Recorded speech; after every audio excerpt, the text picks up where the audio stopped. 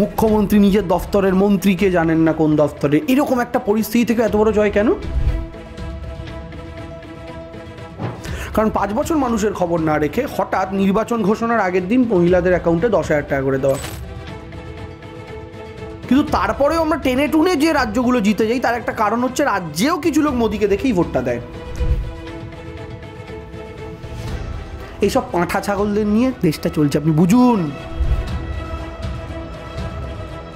আমার মাটি সইবে না, ইউপি বিহার হইবে না, বাংলা আমার বাংলার হবে, বন্ধু আবার খেলা হবে। ইনি হচ্ছেন 102 বছর বয়সী চন্দ্রধর দাস। দেখতে পাচ্ছেন তার মেয়ের কোলে এলিয়ে শুয়ে পড়েছেন এই বৃদ্ধ। তিনি সোজা হয়ে বসতে পারেন না। এই লোকটাকে আসামে টানতে টানতে নিয়ে গেছিল জেলে, লোকটা ডিটেনশন ক্যাম্পেই মরে গেছে দাদা। বিজেপি প্রথম এসআইআর এমন জায়গায় করছে যেখানে সরকারে আছেন মমতা বন্দ্যোপাধ্যায়। বিহারে এসআইআর প্রক্রিয়া শেষ হওয়ার পরে বিহারের নির্বাচন, সেই নির্বাচনের ফলাফল তো আমরা সবাই দেখলাম, এবং তারপর বাংলায় এসআইআর, সামনেই বিধানসভা নির্বাচন। আর এই সমস্ত বিষয় নিয়ে আজকে কথা বলবো। আমাদের সঙ্গে রয়েছেন তৃণমূল আইটি সেলের ইনচার্জ দেবাংশু ভট্টাচার্য। দেবাংশুদা, বিহারে নির্বাচন, এসআইআর হলো, তারপরে বিহারের নির্বাচন এবং তারপরে এই ফল, ওভারঅল ব্যাপারটাকে নিয়ে কি বলবে? দেখুন, প্রথম কথা হচ্ছে ওভারঅল ব্যাপার একটাই বলবো যে 5 বছর মানুষের খবর না রেখে 5 বছর ব্রিজ ভেঙে পড়ছে, 5 বছর ওই একটা রাজ্য থেকে, পশ্চিমবঙ্গেই তো 1 কোটি লোক এসে বসে আছে যারা এখানকার ভোটার নয়, বিহার থেকে এসছেন, ঠিক আছে, অন্যান্য জায়গায় মাইগ্রেট করে অন্যান্য জায়গায় কাজ করে, বিহারে কোনো কাজ নেই, কোনো চাকরি নেই, ব্রিজ ভেঙে পড়ছে, রাস্তার অবস্থা ভালো না, মুখ্যমন্ত্রী নিজের দফতরের মন্ত্রীকে জানেন না কোন দফতরে, এরকম একটা পরিস্থিতি থেকে এত বড় জয় কেন? কারণ 5 বছর মানুষের খবর না রেখে হঠাৎ নির্বাচন ঘোষণার আগের দিন মহিলাদের অ্যাকাউন্টে 10,000 টাকা করে দেওয়া। আপনি বলতে পারেন মমতা ব্যানার্জিও তো লক্ষ্মীর ভাণ্ডার দেয়। প্রথম কথা হচ্ছে মমতা বন্দ্যোপাধ্যায় নির্বাচনের আগে চালু করেন না, নির্বাচনের পরে চালু করেন। 21-এ জেতার পর উনি চালু করেছেন। উনি 21-এর আগে কিস্তি দিয়ে বলেননি দাও তাহলে পাবে, প্রতিশ্রুতি দিয়েছিলেন আমরা এরকম একটা প্রকল্প আনবো, কিন্তু টাকার 7 মানুষকে পাইয়ে ভোট নেওয়া ওটা করেনি, নাম্বার 1। আর নাম্বার 2, মমতা বন্দ্যোপাধ্যায়টা নির্বাচন থাকলেও সেই মাসে ঢোকে, নির্বাচন না থাকলেও সেই মাসে ঢোকে। এটা একটা কন্টিনিউয়াস ক্যাশ ট্রান্সফার, এটা কোনো এককালীন ভাতা নয় যে জাস্ট ভোটের আগে তোমায় দিলাম। মানে সোজা কথা, আগেকার দিনে কি বলতো যে ভোট ফর ক্যাশ, মানে নেতারা যেত 500 টাকা 1000 টাকা খামে করে ভরে দিয়ে বলতো আমার সিম্বলে ভোট দিয়ে দিও। এটার সাথে এইটার তফাৎটা কি আপনি বলুন? জাস্ট ওটা বিভিন্ন রাজনৈতিক দল করে, আর এটা একটা সরকার করছে। সরকার করছে বলে হোয়াইটে করছে, রাজনৈতিক দল যখন করে ব্ল্যাকে করে, এইভাবে নির্বাচন জিতেছে। আরেকটা কি করেছে এসআইআরে, দেখুন আমি এটা প্রথম দিন থেকে বলে আসছি, 24-এর লোকসভা যে বিজেপির এই অবস্থা হবে বিজেপি নিজেও ভাবেনি। 240-এ গাড়ি আটকে যাবে, কারণ 240-এ যারা আটকে যাবে বুঝতে পারে তারা কোনোদিন 400 টার্গেট দেয় না, ঠিক আছে, একটা তো আনইউজুয়াল টার্গেট হয়ে যায় তাহলে। কারণ রেজাল্ট বেরোনোর পর লোকে তখন প্রশ্ন করবে তাহলে কি আমাদের মূর্খ ভেবেছিলেন? তো বিজেপিও কল্পনা করেনি এই রেজাল্টটা হবে। এটা হওয়ার পর বিজেপি জানে যে আমাদের মেন মুখ হচ্ছে নরেন্দ্র মোদী। রাজ্যে রাজ্যে মানুষ আমাদের পছন্দ করে না, রাজ্যের বিজেপির যারা মুখ্যমন্ত্রী তাদের এগেনস্টে স্ট্রং অ্যান্টি ইনকামবেন্সি, প্রতিষ্ঠান বিরোধিতার হাওয়া। কিন্তু তারপরেও আমরা টেনে টুনে যে রাজ্যগুলো জিতে যাই তার একটা কারণ হচ্ছে রাজ্যেও কিছু লোক মোদীকে দেখেই ভোটটা দেয়। এবার বুঝুন, দিল্লির ইলেকশানে সেই মোদির মুখটাই নষ্ট হয়ে গেল, লোকসভায় ধাক্কা খেয়ে গেল, তাহলে এবার রাজ্যগুলোয় কী হবে? বিজেপি বুঝতে পারছিল এরপরে যত অ্যাসেম্বলি ইলেকশন হবে পরপর হারতে থাকবে।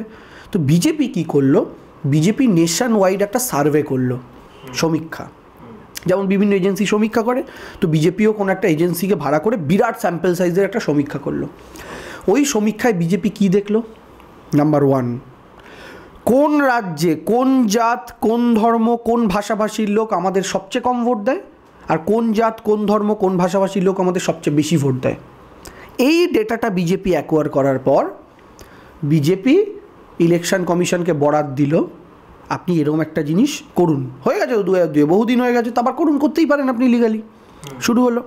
এবার কি হবে, এই এসআইআরের মাধ্যমে বিজেপির করা সমীক্ষায় যে জাত যে ধর্ম যে ভাষার মানুষরা বিজেপিকে সবচেয়ে কম ভোট দেয় বলে সমীক্ষায় ওরা জানতে পেরেছে, ঠিক তাদের নামটাই বেশি করে বাদ দাও এসআইআরে। ফলে আলটিমেটলি ভোটটা ব্যালেন্স হয়ে গেল বিজেপির পক্ষে।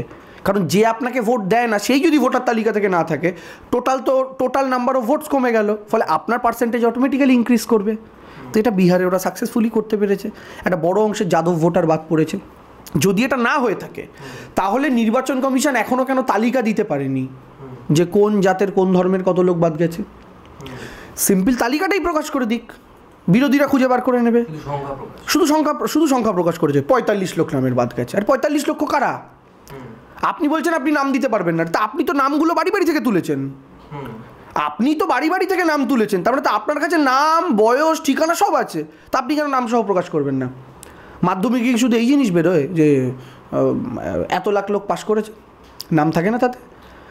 এবং আপনি নাম বার করেননি এটাও একটা কারণে, কারণ ওই নাম যখন বেরোবে তখন দেখা যাবে যে 45 লক্ষ লোকের মধ্যে অনুপ্রবেশকারী রোহিঙ্গা যে কথাটা বলছিলেন সেই সংখ্যাটা বাদ পড়েছে হাজারের কম। যোগেন্দ্র যাদবদের একটা ইনস্টিটিউট আছে, তারা এটা খুঁজে বার করেছে। বুঝুন, 45 লক্ষের মধ্যে রোহিঙ্গা অনুপ্রবেশকারী সব মিলিয়ে হাজারের নিচে বাদ পড়েছে বিজেপি শাসিত রাজ্যে। আর ওই রাজ্যেও বিজেপির ইস্যু কিন্তু রোহিঙ্গা ইলেকশানে ছিল। তাহলে 45 লাখের মধ্যে হাজার মানে কত হচ্ছে সংখ্যাটা? নির্বাচন কমিশন তো বিরোধিতা করেনি না এই সংখ্যাটা ভুল, কারণ বিরোধিতা করতে গেলে ওদের নামের লিস্ট জারি করতে হবে। তাহলে এরা নামের লিস্ট জারি করতে পারছে না এই কারণেই, কারণ ওটা হলেই চক্ষু চড়ক গাছ হয়ে যাবে সবার। সবচেয়ে বেশি তো যাদব বাদ পড়েছে। যাদব হচ্ছে আরজেডির ভোটার। তো ওরা এভাবেই বাংলায় ওদের চেষ্টা হচ্ছে বাংলা ভাষাভাষীর ভোটারদের সবচেয়ে বেশি বাদ দাও। এটা হচ্ছে বিজেপির ট্যাকটিক্স। কিন্তু আমি আপনাকে একটা কথা স্পষ্টভাবে বলে রাখি, বিজেপি আজ অবধি এনআরসি যে রাজ্যে করেছে আর এসআইআর যে রাজ্যে করেছে, মানে এনআরসি করেছে আসামে, এসআইআর করেছে বিহারে, এই দুটোই কিন্তু বিজেপির সরকারে থাকা রাজ্য। আর বিজেপি প্রথম এসআইআর এমন জায়গায় করছে যেখানে সরকারে আছেন Mamata Bandyopadhyay. So the things are not so easy for BJP. শুভেন্দুবাবু, লালটুবাবু, একটু শুনে রাখুন, এত সহজ আপনার জন্য হবে না। আপনি যদি মনে করেন মানুষের বুকের ওপর দাঁড়াবেন আপনাদের মেশিনারি ইউজ করে আপনাদের শাসন করা রাজ্যে, তাহলে আমাদের শাসন করা রাজ্যে আমাদের মেশিনারি সেই মানুষের বুকের ওপর থেকে আপনাদের মতো শয়তানদের পাটা সরিয়ে দিতে কাজে লাগবে। এইটাই ভুল করে ফেলেছেন ওনারা ক্যালকুলেশানে। তাই আমার মাটি সইবে না, ইউপি বিহার হইবে না, বাংলা আমার বাংলার হবে, বন্ধু আবার খেলা হবে। 2021-এর নির্বাচনে তৃণমূল পিকের ওপরে ভরসা করেছিল প্রশান্ত কিশোর, তার স্ট্র্যাটেজি, তার প্ল্যানিং অনেকটা নির্বাচনে কিন্তু একটা মাপকাঠি বেঁধে দিয়েছিল, নির্বাচনে অনেকটা সাফল্য এসেছিল। কিন্তু বিহারের নির্বাচনে সেই পিকেই কিন্তু একেবারে ফ্লপ বলা যায়। দেখুন, আমি একটা কথা বলি, রাজনীতিবিদ আর স্ট্র্যাটেজিস্ট দুটো তো আলাদা জিনিস। উনি যখন স্ট্র্যাটেজি তৈরি করতেন, ওনার কোনো পলিটিক্যাল বাধ্যবাধকতা ছিল না। উনি নিউট্রাল, হ্যাঁ হতে পারে একটা দলের হয়ে কাজ করছেন, কিন্তু ওনার বাধ্যতামূলক ছিল না যে ওনাকে সব ব্যাপারে কথা বলতে হবে, কারণ উনি সেই দলের ফেস নন, স্ট্র্যাটেজিস্ট মাত্র। তো যেখানে ওনার মনে হবে যে হ্যাঁ যে প্রচারটা বিরোধীরা করছে ঠিকই করছে, সেখানে উনি চুপ থাকার স্বাধীনতা আছে।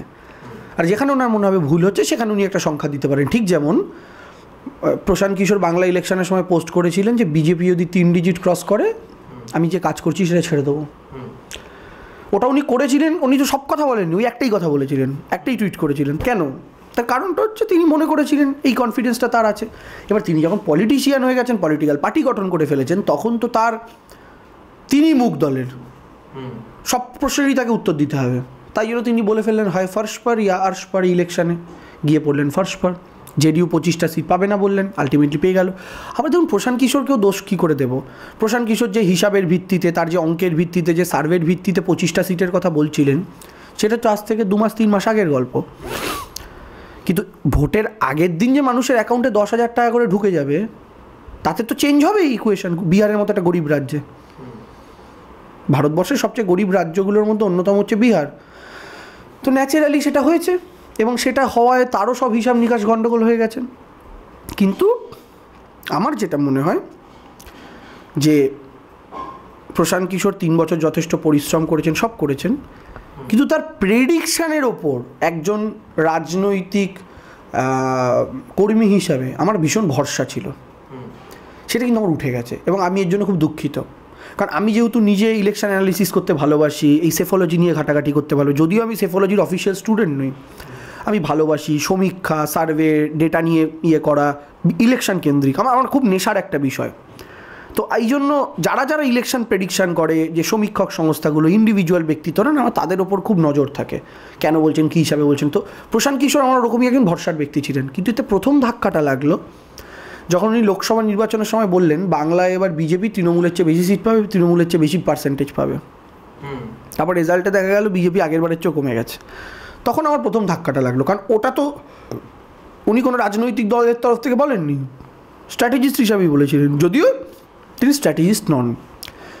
ফাইনালি আমি যেটা ক্যালকুলেট করতে পারলাম, Prashant Kishor with IPAC is a big hero, but Prashant Kishor without IPAC is a big zero. এই আবহে বহু মানুষ বাংলায় বিভিন্ন জায়গায় এসআইআর আতঙ্কে আত্মহত্যা করছে, সুইসাইড অ্যাটেম্প্ট করছে বা আত্মঘাতী হওয়ার চেষ্টা করছে। তা এই সময় আপনারাও বিভিন্ন জায়গায় যাচ্ছেন, তাদের পরিবার পরিজনদের সাথে কথা বলছেন। নির্বাচন কমিশন কি এই এসআইআর আতঙ্ক কাটাতে সম্পূর্ণ ব্যর্থ হয়েছে বা মানুষকে বোঝাতে পারেনি? বাঘ কখনো মানুষকে গিয়ে যদি বলে আতঙ্কগ্রস্ত হোস না বাবু, আমি তোর পাশে ঘুমাবো রাত্রিবেলা, তুইও নিশ্চিন্তে ঘুমা, তাতে কি আতঙ্ক কাটে? মানুষ জানে ঘুমালেই আগে ঘেঁটিটা ধরে জঙ্গলে নিয়ে যাবে। So this is like that. নির্বাচন কমিশনার তো এখানে অমিত শাহের সুপারিতে কাজ করছে। ভারতবর্ষের ইনস্টিটিউশনগুলোকে এইভাবে দাসে পরিণত করা, তাদের দিয়ে দাসত্ব করানো, এটা এর আগে ভারতবর্ষে হয়নি, যে নরেন্দ্র মোদী করতে পেরেছেন। সিবিআই, ইডি আগে কম্প্রোমাইজড হয়েছে ইউপিএ জমানায়, তখনই তারা কেজড প্যারেটের তকমা পেয়েছিল, no doubt. But the thing is, আজকের দিনে তার যে মানে কি বলবো, তার যে তীব্রতা, তার যে ফ্রিকোয়েন্সি, তার যে ঘনত্ব ব্যবহারের, তার যে ইন্টেন্সিটি, সেটা এত ভীষণ মাত্রায় বেড়ে গেছে যে আগের সাথে তুলনা করলে মনে হয় দূর, কংগ্রেস তো কিছুই করেনি। ইলেকশন কমিশনের ব্যবহার আজকের দিনে দাঁড়িয়ে ভয়ঙ্কর। আমি আপনাকে একটা ছোটো ছোটো এক্সাম্পল দিই। ধরুন পশ্চিমবঙ্গের বিধানসভা ভোট বা ভারতবর্ষের বিভিন্ন জায়গায় ইলেকশন কমিশনের গাইডলাইনে স্পষ্ট বলা আছে যে আর্মি থেকে শুরু করে ধর্ম, এই ধরনের বিষয়গুলোকে ভোট প্রচারে কেউ ব্যবহার করতে পারবে না। নরেন্দ্র মোদী যখন চিৎকার করে স্টেজ থেকে বলেন এক হ্যাঁ তো সেফ হ্যাঁ, কটা চিঠি তার বিরুদ্ধে যায়।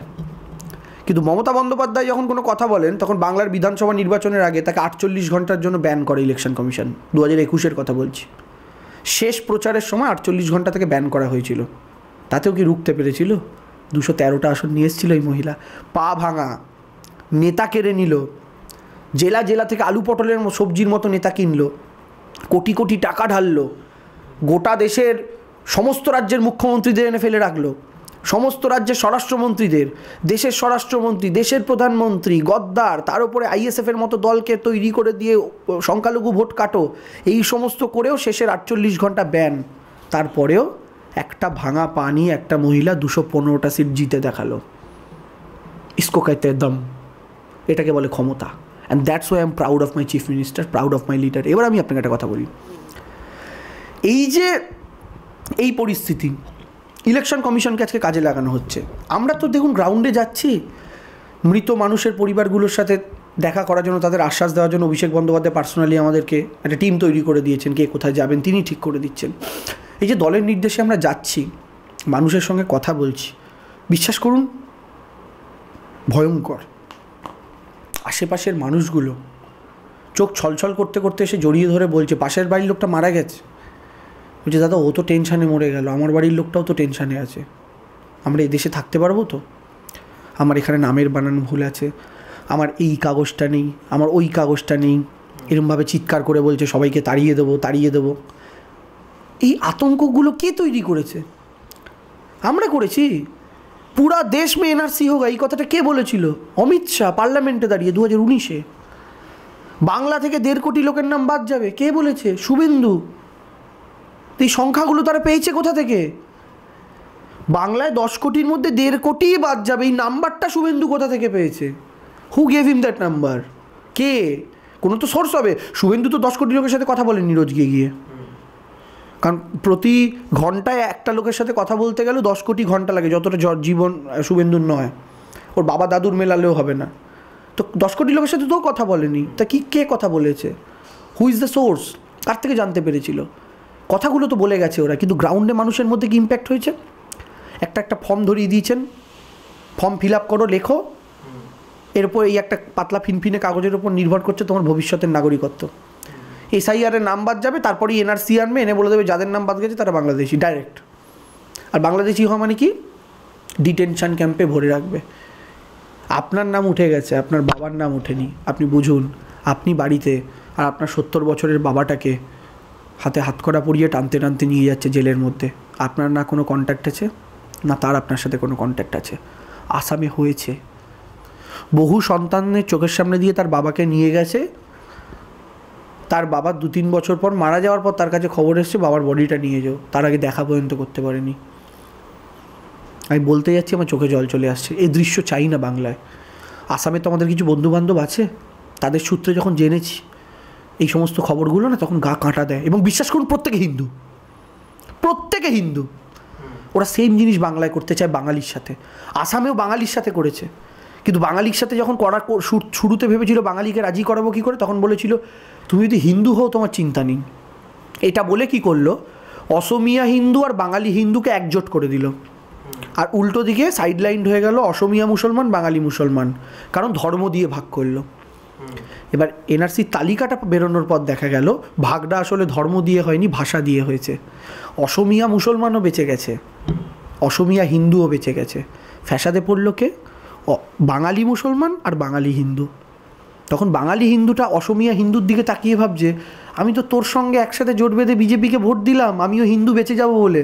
অসমিয়া হিন্দুটা তখন ভেঙিয়ে ওকে বলছে, তুই হিন্দু পরের কথা, আগে তো তুই বাঙালি, জেলে থাক। সেম এখানে করছে। এবং আমি আপনাকে এই কথাটা বলি, আমি না 105 বছর বয়সী চন্দ্রধর দাসকে দেখেছি আসামের। 105, তিনি আর বেঁচে নেই। তিনি যখন অ্যারেস্ট হন তার বয়স 105 বছর, কারণ তার নাম কার্ডে ওঠেনি। লোকটা কুঁজো হয়ে হাসপাতালের, আমি আপনাদের দেখাই দাস, এটা আপনাদের দেখা দরকার। ইনি হচ্ছেন 102 বছর বয়সী চন্দ্রধর দাস। দেখতে পাচ্ছেন তার মেয়ের কোলে এলিয়ে শুয়ে পড়েছেন এই বৃদ্ধ, তিনি সোজা হয়ে বসতে পারেন না। এই লোকটাকে আসামে টানতে টানতে নিয়ে গেছিল জেলে, লোকটা ডিটেনশন ক্যাম্পেই মরে গেছে দাদা, ডিটেনশন ক্যাম্পে মরে গেছে।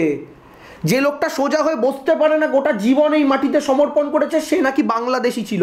চন্দ্রধর দাস, নাম শুনে বুঝতে পারছেন, হিন্দু, কোনো অনুপ্রবেশকারী মুসলমান নয়, এবং বাঙালি হিন্দু, এটা তার অপরাধ। এই বৃদ্ধটার সাথে যদি এই জিনিস হতে পারে, তাহলে আপনার বাবা, আপনার মা, আমি, আপনি কোন ক্ষেতের মূলো, আমরা কে? এইভাবেই 64 বছর বয়সী, সম্ভবত চন্দ্রবালা দেবিকা বা কি নাম, সেম, তিনি তার বাড়িতে একা থাকতেন, তার বাড়ি খোলা, পুলিশ এসে তাকে হ্যাঁচড়াতে নিয়ে যাচ্ছে, মাটিতে লুটিয়ে হ্যাঁচড়াতে। এই জিনিস তো বাংলায় আমরা হতে দিতে পারি না, কারণ তারপরে বাঙালিকে ডিটেনশন ক্যাম্পে পুরবে, ইউপি, বিহার, গুজরাট থেকে লোক এনে বাংলাটা দখল করবে। আমার বাড়ি, আপনার তুলসী মঞ্চ, আপনার ছোটোবেলার খেলার মাঠ, আপনার কুমিরডাঙ্গা খেলার পাঁচিল, আপনি নেই, আপনার মা নেই, আপনার বাবা নেই। উত্তরপ্রদেশের কিছু লোক, বিহারের কিছু লোক, গুজরাটের কিছু লোক ওখানে নিজেদের পশরা এনে সাজিয়েছে। জেলে শুয়ে শুয়ে আপনি ভাববেন আপনার খেলার মাঠটা এখন কী অবস্থা। সেখানে হয়তো আদানিকে বেচে দিয়েছে মল করার জন্য। এই দৃশ্য আমরা বাংলায় হতে দিতে পারি না। আর তার জন্য প্রথম দিন থেকে মমতা বন্দ্যোপাধ্যায় লড়েছেন, আজও লড়ছে। আসামের বাঙালি হিন্দুরা বিজেপিকে খুব বন্ধু ভেবেছিল, তারপরে তারা বুঝেছে বন্ধু ছিল না, শুভেন্দু ছিল। ঠিক আছে, আজকেও যে বাঙালি হিন্দুরা ভুল করে বিজেপিকে বন্ধু ভাবছেন, আসামের পরিণতি আপনাদের সাথে না হয়, ঈশ্বরের কাছে শুধু সেই প্রার্থনা করি। বিধানসভা নির্বাচনের সময় এসআইআর আবহে বিজেপি ভাবছে যে বিহারে যেরকম বিজেপি রয়েছে, বাংলাও তারা দখল করবে, সেই বার্তাও দিচ্ছে। তাই এই পরিস্থিতিতে দাঁড়িয়ে, এই রাজনৈতিক আবহে, গতবারে আমরা দেখেছিলাম 2021-এ সিপিএম শূন্য, এবারে কি হবে?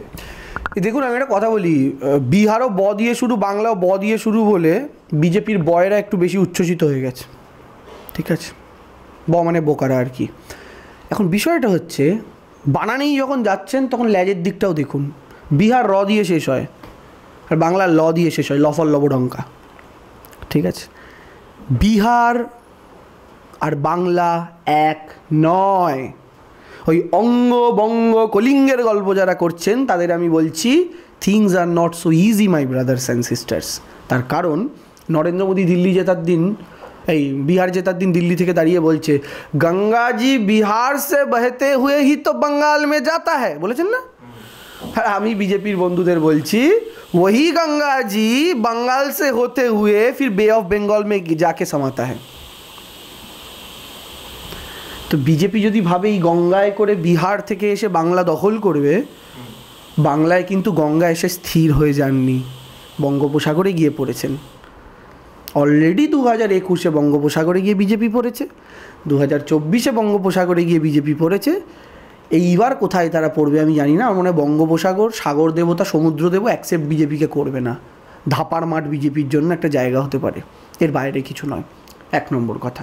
2 নম্বর কথা, দেখুন বাঙালি এখন বিজেপির এই হুমকি চমকি প্রেডিকশানে অভ্যস্ত হয়ে গেছে। নতুন তো কিছু নয় বাঙালির কাছে। 21-এর আগে আপ কি বার 200 পার পেল 77। হারাধনের কয়টি ছেলে রইল বা কি কয়? আচ্ছা 2024 আপ কি বার 35 পার 12। আপনি শুধু এদের পার্সেন্টেজ দেখুন। মানে একটা ছেলে বাড়ি পরীক্ষা দিয়ে আসে, আমরাও ছোটোবেলায় পরীক্ষা দিতে যেতাম, বাবু ইতিহাসে কত পাবি? মা যা পরীক্ষা দিয়েছি না, খুব খারাপ হলে 85, সব কেটে কুটে বলতাম।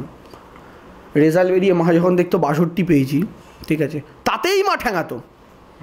আর মানে 85-তে 62 পাওয়া মানে বুঝুন যথেষ্ট ভালো মানে অন্তত যা টার্গেট দিয়েছেন তার তুলনায় ভালো রিটেন করেছেন।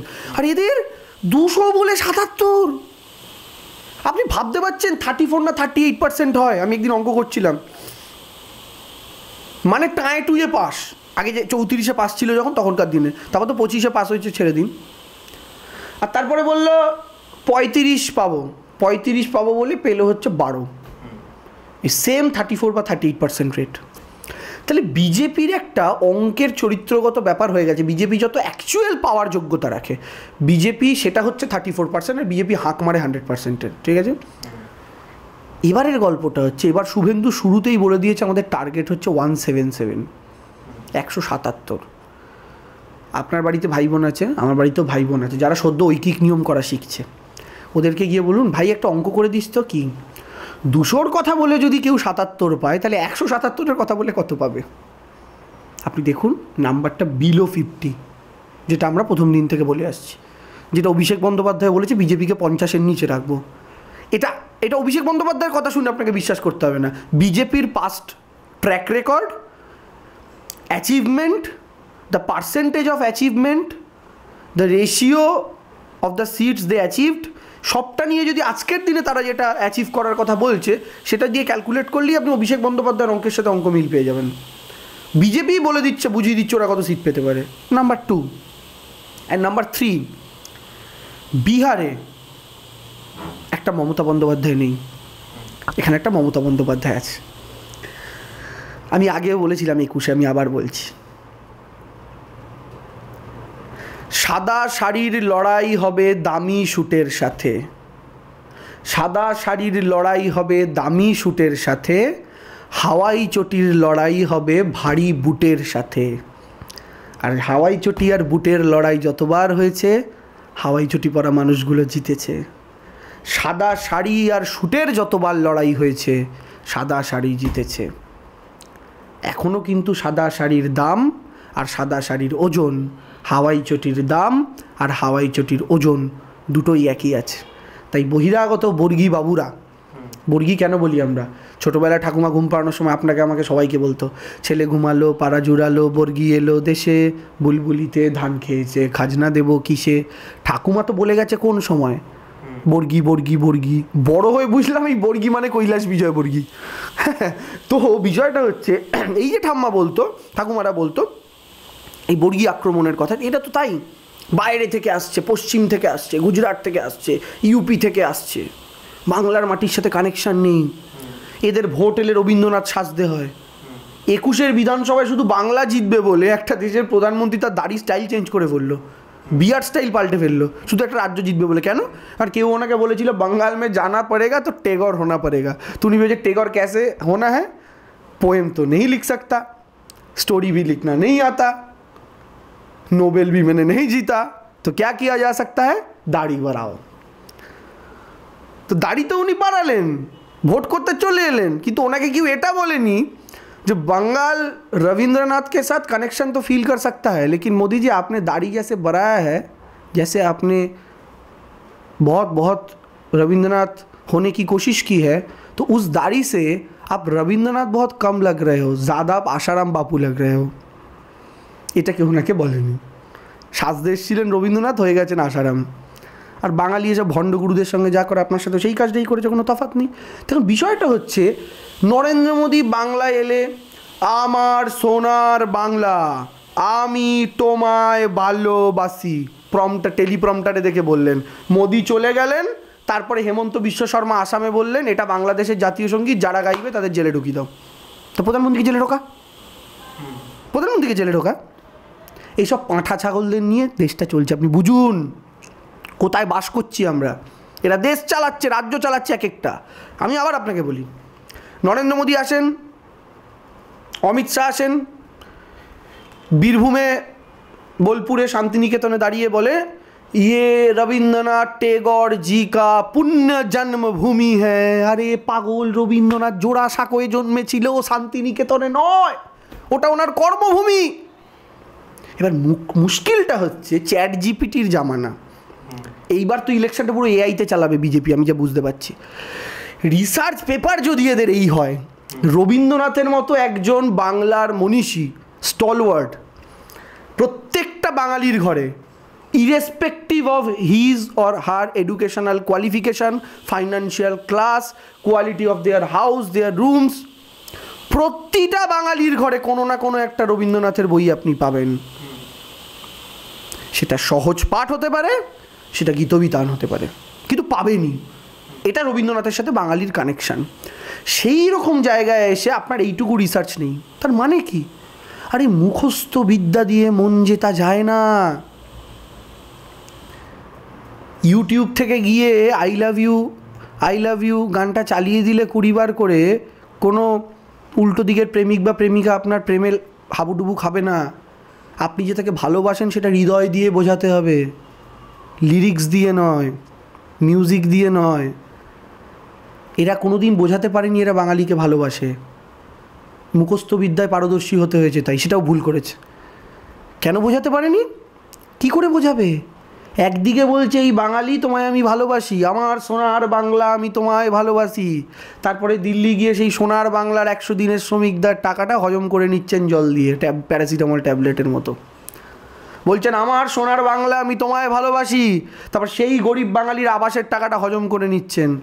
বলছেন আমার সোনার বাংলা আমি তোমায় ভালোবাসি, কিন্তু সেই সোনার বাংলা 2019-এ যখন আপনাকে 18টা এমপি দিল, 2024-এ যখন 12টা এমপি দিল, 2014-তে 2টো এমপি দিয়েছিল, আজ অবধি বাংলা 11 বছরে বিজেপিকে 32টা সাংসদ দিয়েছে, একটা সাংসদকে পূর্ণমন্ত্রী করার মতো যোগ্য মনে করেননি। কেন? কারণ তারা বাঙালি।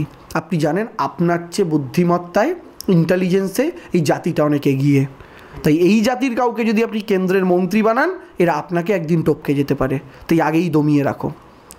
আরে আপনি আপনার দলের জেতা এমপিদের বিশ্বাস করতে পারেননি শুধু বাঙালি বলে, তা আপনি বাকি বাঙালিদের কি বিশ্বাস করবেন মশাই? আমার সোনার বাংলা আমি তোমায় ভালোবাসি বলে গেলেন, বাংলায় উত্তরবঙ্গ বন্যায় ভেসে গেল। কোন উত্তরবঙ্গ? বিজেপিকে ঝুলি উপুর করে ভোট দেওয়া উত্তরবঙ্গ।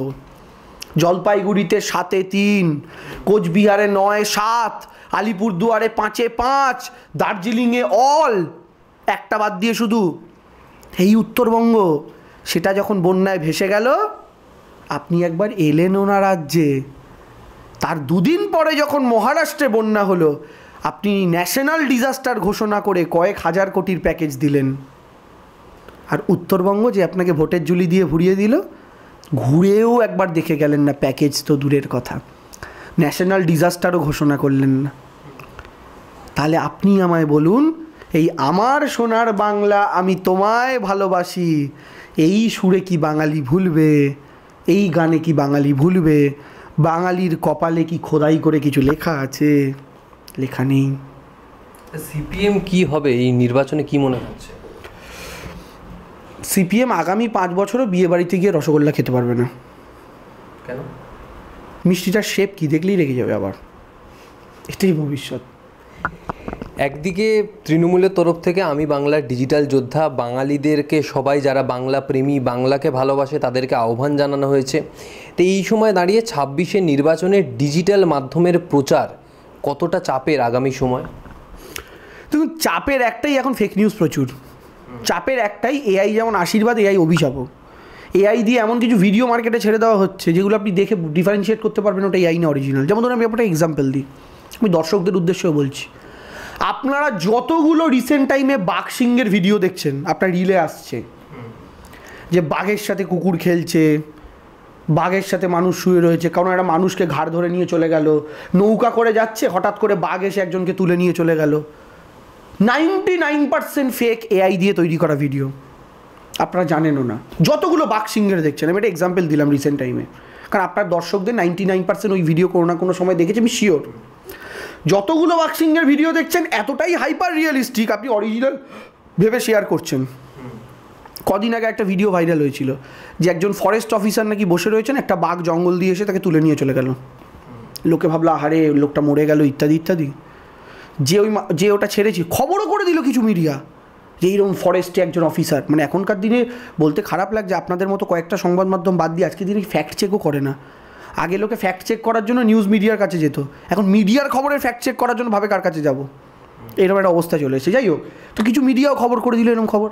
এবার যে বদমাইশটা বানিয়েছিল সে 10-12 দিন চুপচাপ বসে থেকে ওরই একটা রিভার্স ভিডিও মার্কেটে ছাড়লো যে বাঘটা ওই লোকটার কাছে আসছে, দুজন মিলে নাচছে। এবার আপনি বুঝুন, তো এই যে বর্তমান পরিস্থিতি যেখানে এআই ভিডিও এমন মাত্রায় চলে গেছে, যেখানে যে কাউকে ডিমিন করে দেওয়া, যে কারোর চরিত্র হনন করে দেওয়া, যে কাউকে বদনাম করে দেওয়াটা খুব ইজি। ঠিক আছে, ধরুন আপনি আজকে আমার একটা অবয়ব নিয়ে তার একদম পুরো একদম সুন্দর হাইপার রিয়েলিস্টিক এআই কোনো মডেল বানিয়ে আমাকে দিয়ে 4টে গালাগাল বলিয়ে দিলেন, হোয়াটসঅ্যাপে ভাইরাল করে দিলেন। লোকের হোয়াটসঅ্যাপে যাবে, দেখেছো দেবাংশুর কি মুখের ভাষা, তো দেবাংশু জীবন ওই কথা বাড়িতেও বলে না, বন্ধুদের মধ্যেও বলে না। সেই ভাষা হয়তো আপনি আমার মুখের মধ্যে বসিয়ে চালিয়ে দিলেন, বা কোনো একটা নেগেটিভ আমার দলের বিরুদ্ধে কোনো কথা বলিয়ে দিলেন আমার মুখে বসিয়ে। ঠিক আছে, ভাইরাল তো এটা হয়ে গেল, ছড়িয়ে তো এটা গেল, কিন্তু আমি রিকভার করব যতদিনে, আমি রিকভার করে মানুষের কাছে বার্তা পৌঁছাবো যতদিনে, ততদিনে তো হয়তো ছড়িয়ে গেছে বহু লোকের কাছে। আর গ্রামের দিকে সাধারণ মানুষ তারা কি থোড়ি বুঝবেন এটা এআই দিয়ে তৈরি না সাধারণ? তা আমি এটা আমার এক্সাম্পল দিলাম, এটা যে কারোর সাথে হতে পারে, এটা বিজেপি নেতাদের এগেনস্টেও হতে পারে, সিপিএমের এগেনস্টেও হতে পারে, আমার এগেনস্টে হতে পারে, আমার দলের লোকের এগেনস্টে হতে পারে। তা আমার সব রাজনৈতিক দলের কাছে এই অনুরোধটা থাকবে, আমরা কেউ যেন এই নোংরামিটায় কোনো দিন না নামি। কারণ কেউ যদি এটা শুরু করেন তাহলে কিন্তু সেটা ওই যে শুরু হলো আর কোনো দিন থামবে না। আপনি একটা নেতাকে নিয়ে করবেন, আপনার 20টা নেতাকে নিয়ে হবে। তাই আমরা যেন ওই যেমন সব দেশের মধ্যে চুক্তি আছে না, গুলিতে যুদ্ধ করো, বোমে যুদ্ধ করো, ড্রোন পাঠাও, মিসাইল মারো, কিন্তু পরমাণু বোম থাকলে ওটা ব্যবহার করো না। তো এই কারোর এআই ভিডিও তৈরি করে সেটা দিয়ে কারোর চরিত্র হনন করার ক্ষেত্রে, মানে যেটা হাইপার রিয়েলিস্টিক, ওই কার্টুন টাইপের এআই ভিডিওগুলোর কথা বলছি না, ওগুলো তো মজার জন্য। হাইপার রিয়েলিস্টিক এআই ভিডিও যেটা লোক অরিজিনালের সাথে গুলিয়ে ফেলতে পারে, দয়া করে আমরা কোনো রাজনৈতিক দল যেন, যত বড়ই শত্রুতা আমার কারোর সাথে হোক, আমরা যেন ওটা কোনো দিন ইউটিলাইজ না করি। কারণ ওটা হচ্ছে এই পরমাণু বোমের মতো, আপনি ইউজ করলেন মানে উল্টো দিকের লোক থেমে থাকবে না, সে আপনার আরও 4টে নেতার এগেনস্টে করবে। আর সেটা যখন ছড়াবে তখন কিন্তু না আপনি ভালো থাকবেন না আমি ভালো থাকবো। তো এটা আমার সবার কাছে একটা বার্তা থাকবে। 26-এ নির্বাচনের শেষ বার্তা হিসাবে কি থাকবে? আমরা দেখেছিলাম 21-এর সময় খেলা হবে স্লোগান ব্যাপক ভাইরাল হয়েছিল, সেই সময় মানুষের মুখে মুখে, প্রত্যেক নেতার মুখে সেই খেলা হবে স্লোগান। 26-এর জন্য ভালো টাইমেই প্রশ্নটা করেছেন, আর কদিনের মধ্যে একটা গানের শুটিং আছে আমার। ঠিক আছে, খুব সম্ভবত 27 তারিখ শুটিং আছে, পাবলিশও খুব তাড়াতাড়ি হবে। এবং এটা স্লোগান নয়, কিন্তু এটা একটা গান, এই এসআইআর আবহে সব কিছু মিলিয়ে একটা পিওর পলিটিক্যাল মেসেজ দেওয়া গান। মানুষ এতে যেমন কোমরও দোলাবে, মানুষ এতে যেমন নাচবেও, এই গান বুথে বুথে বাজবে, শহরে শহরে বাজবে, পাড়ায় পাড়ায় বাজবে। আর এই গান বেরোলে যেইটুকু যাও বিজেপি মুখ বাড়িয়েছে গর্তে মুখ ঢোকাবে।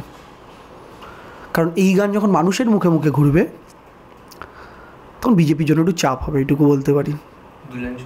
না সরি, এটা সম্ভব না। যেদিনকে বেরোবে আমি আপনাকে সবার আগে লিঙ্কটা পাঠাবো। বাংলায় বিধানসভা নির্বাচন সামনেই, তার আগে একদিকে যেরকম ডিজিটাল মিডিয়া, অন্যদিকে এসআইআর, এই আবহের মধ্যে নির্বাচনে এসআইআরের বিরুদ্ধে প্রতিদ্বন্দ্বিতা তৃণমূলের, কতটা শান্তিপূর্ণ নির্বাচন হবে বা ফলাফলই বা ঠিক কী হবে, নজর থাকবে সেদিকে।